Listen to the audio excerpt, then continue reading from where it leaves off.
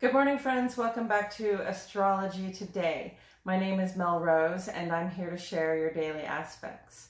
So coming up, on the page a lot lately is the fact that we have these transformations sort of available and in this really blessed condition right now, sort of coming down the lane toward us. There's some sort of exciting changes and shifts in perspective, but there's also some opportunities for some really deeper endings and beginnings to be going on in our lives. Either we're in the middle of them or they're coming up for us soon. They're very positive opportunities, but that doesn't mean that it isn't scary to see these changes coming. And we may find ourselves feeling a little bit of indecision.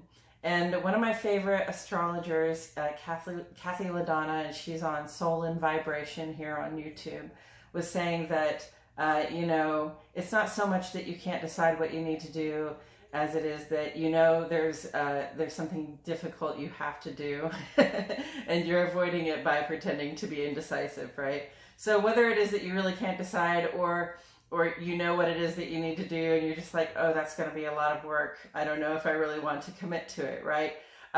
A good idea that was offered to me today was to call in a friend. Call in somebody who can support you and collaborate with you as you go through these transitions and these changes, as you accept these new challenges in your lives, so that you can keep growing toward your ideal circumstances.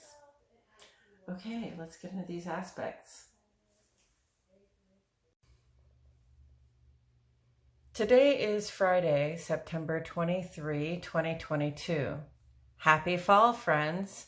Yesterday was the official autumnal equinox, and today is the first true full day of autumn.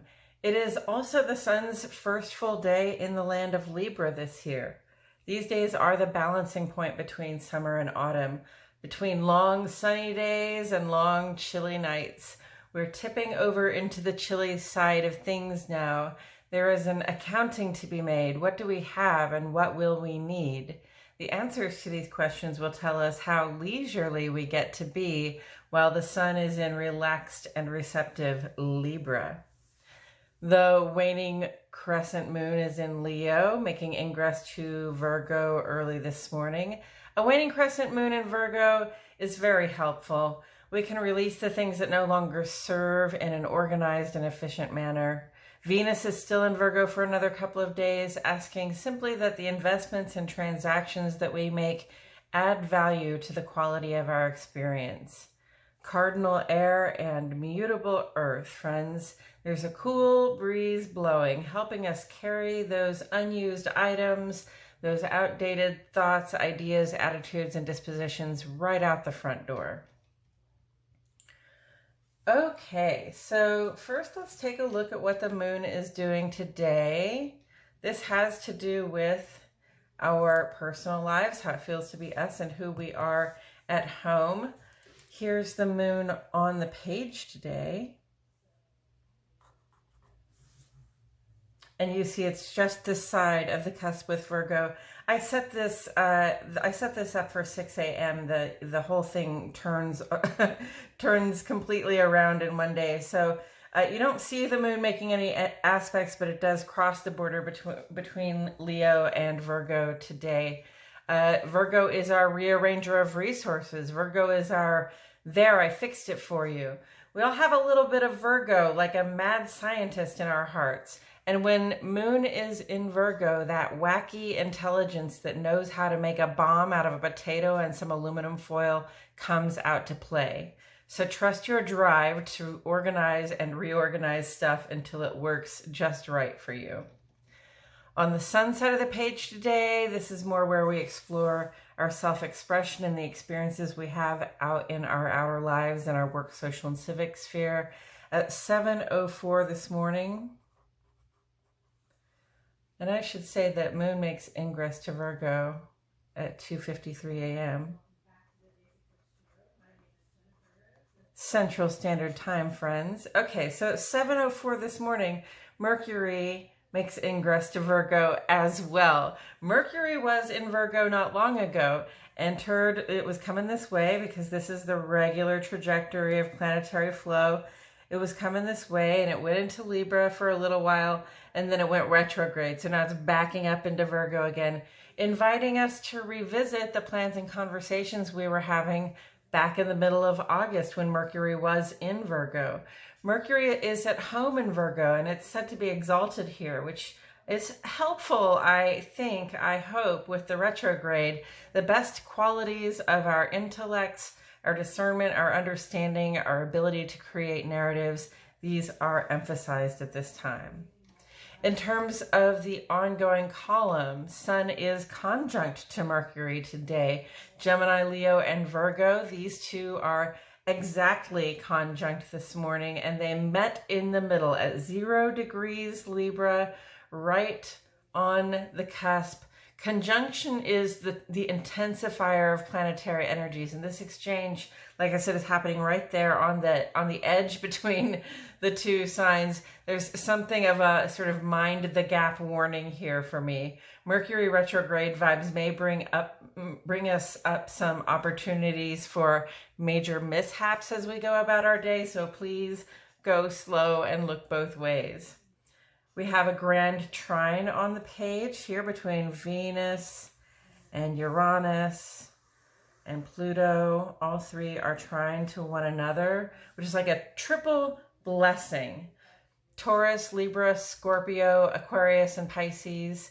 There are indeed some delightful surprises on the horizon because Venus is also in opposition to Neptune. Well, Neptune is sextile to both of those other planets, making that beautiful kite. So, delightful surprises, divinely guided opportunities, personal transformation. With Venus opposite to Neptune, the vibe is not hesitant anymore, but open and receptive to the gifts on offer.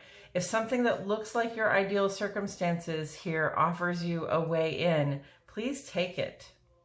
Sun opposite Neptune and trine to Pluto is here. There's Sun opposite Neptune and then trine to Pluto right there. Leo, Scorpio. This has come to represent, for me, the preparations we make in advance of planned changes. We can strip our outer lives, especially of anything that doesn't make sense or isn't serving a purpose. All endings, while the beginnings that follow are in a cooperative vibe with our sense of what would be ideal for our lives. So Marie Kondo style, we hold each item, each attitude, each fear or insecurity in our hands, and we ask ourselves, will I still want this when I live in my luxury condo in Fifth Avenue in Manhattan? The truth is there is very little of that stuff I would keep, so now I know I have a lot to release.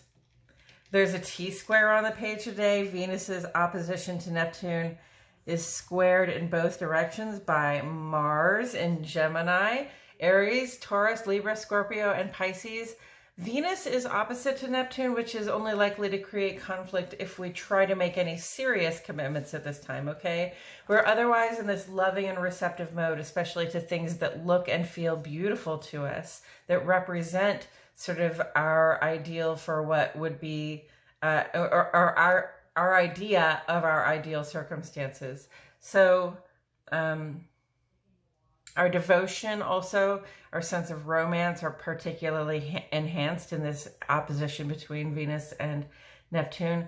Mars is square to both of them here, encouraging us to remember that it isn't enough to attract a good opportunity, okay? One has to act on it when it arises. Total passiveness isn't going to work to achieve much at all. So when, you know, it's okay to sit back, it's okay to take your time and allow good opportunities to develop. But when you know that the time is right, when you know that you have an opportunity, a solid offer in hand, you've got to stand up and take it, okay?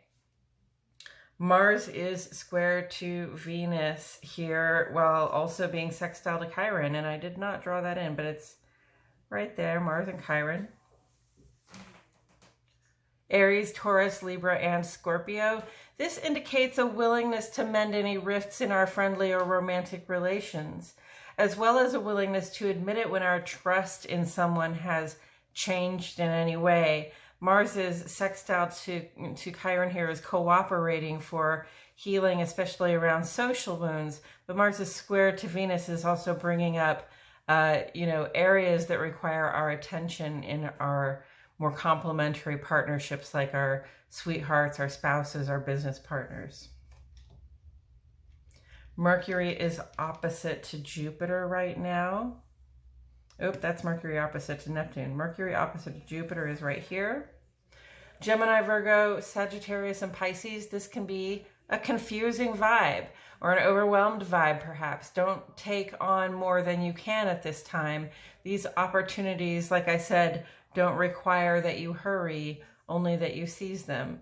And of course, it is retrograde season. We have Uranus and Chiron and Jupiter and Neptune and Saturn and Pluto and Mercury, all going against the regular planetary flow from our perspective. And this gives us cause to reassess our approach to those various energies. For example, Saturn's insisting that we contribute to the strength of our communities. If we know that we haven't been showing up the way we'd like to be able to say we do, this retrograde is here to help us figure out what we can do to resolve the imbalance. Coming up tomorrow, Venus goes opposite to Neptune, or Venus's opposition to Neptune reaches its full strength for us. Sunday, Jupiter reaches its perihelion, or its closest approach to the sun. And the new moon this Sunday in Libra will grace us with an opportunity to pause and reflect on the current moment as we shift into a new creative cycle. And that's it for today's astrology, friends. Thank you for tuning in. Please like my video, subscribe to the channel, click the notifications bell. I post here every day, and I wouldn't want you to miss a thing. For the second half of this vlog, which focuses on bringing further insight from Tarot, please check out my other channel, Astrology Today and Tarot with Mel Rose. The link is in the description. I appreciate you all so much for tuning in. My love and gratitude go out to each and every one of you. And I'll see you all back here tomorrow for more Astrology Today.